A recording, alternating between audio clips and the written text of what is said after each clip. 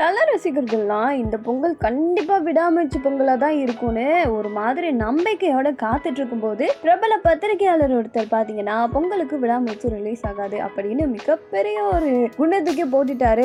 ஐயோ என்னடா இது, ஒண்ணு குட் பேட் அங்கிலிய பார்த்துட்டு இருந்தோம், அது வரல, சரி ஓகே விடாமுயற்சியாவது வந்துருச்சு அப்படின்னு சொல்லிட்டு அவர் மாதிரி அதுக்காக வெயிட் பண்ணிட்டு இருக்கும்போது என்ன சடனா இப்படி சொல்லிட்டாங்கன்னு ரசிகர்கள்லாம் அதிர்ச்சியில இருக்காங்கன்னு தான் சொல்லணும். இப்போ பொங்கலுக்கு பாத்தீங்கன்னா இந்த ஒரு திரைப்படம் ரிலீஸ் ஆகணும்னு தான் வெயிட் பண்ணிட்டு இருக்காங்க.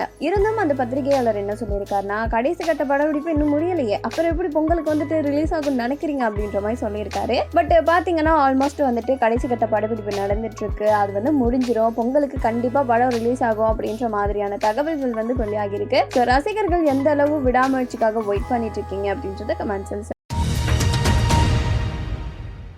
வளர்ந்து வரக்கூடிய நடிகர்கள்ல ஒருத்தர் தான் நம்ம நடிகர் மணிகண்டன் பாத்தீங்கன்னா ஜெய்பீம் திரைப்படத்து மூலியமா பலர் மத்தியிலையும் பேசக்கூடிய ஒரு கதாபாத்திரமா மாறி இருந்திருப்பாரு. காலா திரைப்படத்திலையும் நடிச்சிருந்திருப்பாரு. அண்ட் அதை தொடர்ந்து அவரோட லவ்வர் திரைப்படம், குட் நைட், இந்த மாதிரி திரைப்படங்கள் மூலமா அவரோட சிறப்பான நடிப்பை வெளிக்காட்டி இருந்திருப்பாரு. தொடர்ந்துமே பாத்தீங்கன்னா அவர் அடுத்த ஒரு திரைப்படத்துல கமிட் ஆகி வராரு. இந்த நிலையில ரீசெண்ட் டைம்ல தமிழ் சினிமா பத்தி ஒரு சில விஷயங்களை ஷேர் பண்ணியிருப்பாரு. தமிழ் சினிமாவை பொறுத்த வரைக்கும் ஒரு 4-5 நடிகர்கள் வச்சே சினிமாவையே முடிச்சிடுறாங்க. அவங்க கிட்டே தான் கதை மறுபடி போகுது, அவங்கள வச்சே தான் படம் பண்றாங்க. ஆனா இதுவே ஹாலிவுட் அண்ட் மத்த பக்கம் தான் பார்க்கும்போது நிறைய நடிகர்கள் இருக்காங்க, நிறைய கதைகள் இருக்கு. ஸோ நிறைய பேரை நடிக்க வைக்கிறாங்க. தமிழ் சினிமான்னு வாரப்போ மட்டும் ஏன் இப்படி பண்றாங்க? ஏன்னா தமிழ் சினிமாவை நம்பி நிறைய நடிகர்கள் பாத்தீங்கன்னா இளம் நடிகர்கள் காலடி எடுத்து வச்சு நடிக்கிறதுக்காக வராங்க. ஸோ அவங்களுக்கும் ஒரு வாய்ப்பு கொடுக்கணும் அப்படின்ற மாதிரி பேசி இருந்திருக்காரு.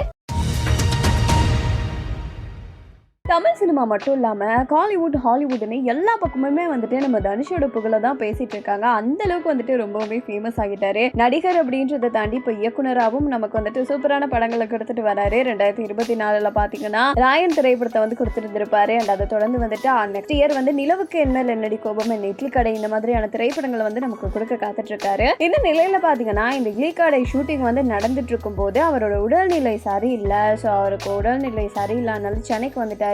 அவரோட வீட்டுல ஓய்வு எடுக்கிறாரு, படுத்த படுக்கை ஆகிட்டாரு அப்படின்னு சொல்லிட்டு ட்விட்டர்ல பாத்தீங்கன்னா ஒரு மாதிரியான வதந்திகள் பரவ ஆரம்பிச்சிருக்கு.